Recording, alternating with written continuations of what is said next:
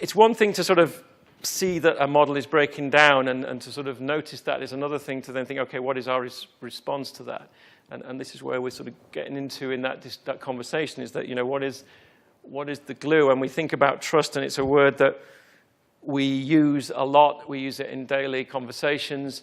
One of the things that I've been challenged by in terms of my research on this and doing it in an academic institution is that you get challenged all the time in terms of, well, what do you mean? You know, what do you mean by trust? How do you define it? What are its characteristics? And you find that trust is a bit like a slippery bar of soap, that it's a word we use a heck of a lot, but not often do we put the microscope on it in terms of really understanding what it means. One of the oldest gestures of trust in our society is the handshake. So if I come down to the front row here and shake Jerry's hand. Jerry, nice to meet you. I've shaken your hand. Do you trust me now? Why don't you trust me? I shook your hand. I'm a nice bloke. I'm sure that I don't know you. You don't know me. I don't have any experience of how you will behave. Yes. Yes, so you don't know me. So if you'd known me for 12 months and I'd behaved well, would you trust me then? If you behave well. Yeah.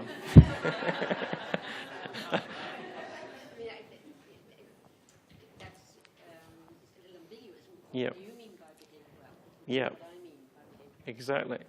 So this is the conversation you get into very quickly when you start to really pin down and try to nail down trust, because there's a relationship in which Jerry will come with one view of what trust means for her. I'll come with another view.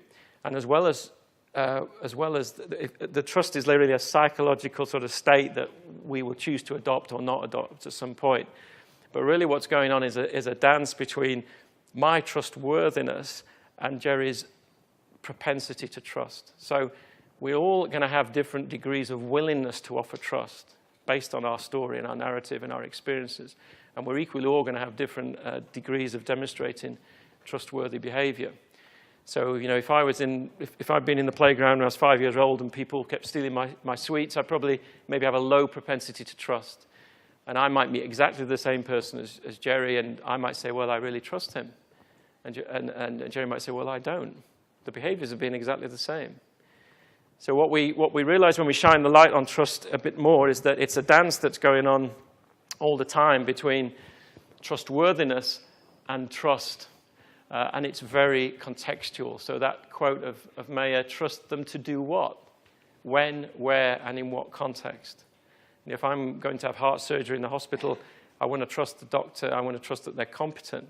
I maybe don't need to worry too much about, you know, their long-term integrity, but I want to know that they're competent to do that particular job. But in the ideal case, you trust someone because they are trustworthy, and their trustworthiness inspires trust.